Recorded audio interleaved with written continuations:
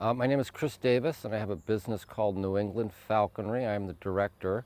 We have locations in Hadley, Massachusetts, and Woodstock, Vermont. People come in for an experience of flying a bird of prey to the gloved hand and to learn about special adaptations of raptors and about falconry. There's a long and rich history of falconry, with much of it occurring in the Old World, being practiced here in North America for about the last 100 years. We think it began Mongolia, somewhere on the Asian continent, maybe independently somewhere as well in the Middle East. We're assuming that people first saw birds of prey catching the kind of things we like to eat, scared them off the kills, and robbed them of the kills. And there's an ecological term for this. It's called kleptoparasitism. You may have seen this. You go to the beach, a gull grabs some food item, other gulls force it to give it up. Those gulls may take your lunch. They probably started with young birds from the nest, easier to get a hold of, figured out how to train and maintain those birds, hunt with them on a regular basis. Falconry spreading all through Asia, North Africa, up into Europe. Many people think of falconry. They think of the Middle Eastern countries, Europe during the Middle Ages and Renaissance period, long important histories there. And in Europe during those times, feudal system in place. Royalty and aristocracy making up and enforcing all the rules about life.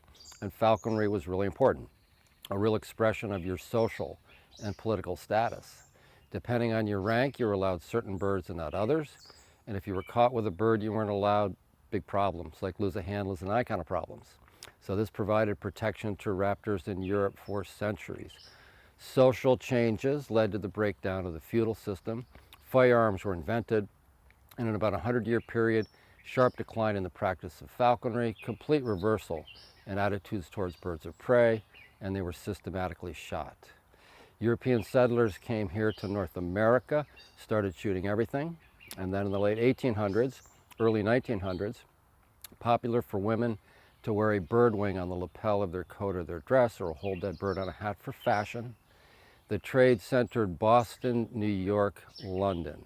There were a couple of women in the Boston area that were outraged by this, and in addition to being founders of the Massachusetts Audubon Society, through their efforts we got the 1918 Migratory Bird Treaty Act to protect birds in the wild. Not on the list, birds of prey. In 1940, bald eagles were protected under their own special act. This followed a period in Alaska where bounties were paid on bald eagles for perceived conflict with fishermen. Some 60,000 birds were shot. It wasn't until 1972 that this act was changed to provide protection to birds of prey at the federal level. Up until 1965 in Pennsylvania, you could still shoot great horned owls and turn them in for money. So it's this very old good hawk, bad hawk mentality, where the good ones killed mice and rats, the things we didn't want around our homes and farms, and the bad ones, the game species we hunted, the songbirds we liked, most people didn't know or care what the difference was, perfectly acceptable, shotgun at the ready, any raptor you saw, you shot it. Took something bad to have something good result. Of course, this was DDT, put out as a pesticide, very effective at killing insects, but instead of being water soluble and flushing out of the environment, it was fat soluble, concentrating up the food chain, affecting primarily peregrine falcons, their ability to use the calcium from the bones of the birds they ate, laying eggs with thin shells, unable to complete incubation year after year, eventually those adults dying. DDT was banned. Falconers figured out how to breed peregrines in captivity. Thousands were released into the wild, and it worked. They've been off the federal endangered species list since 1999. With regard to falconry here in the United States, it became legal at the federal level in 1976 and is now a state permitted activity, still with federal regulations, but currently only a state permit required for the practice.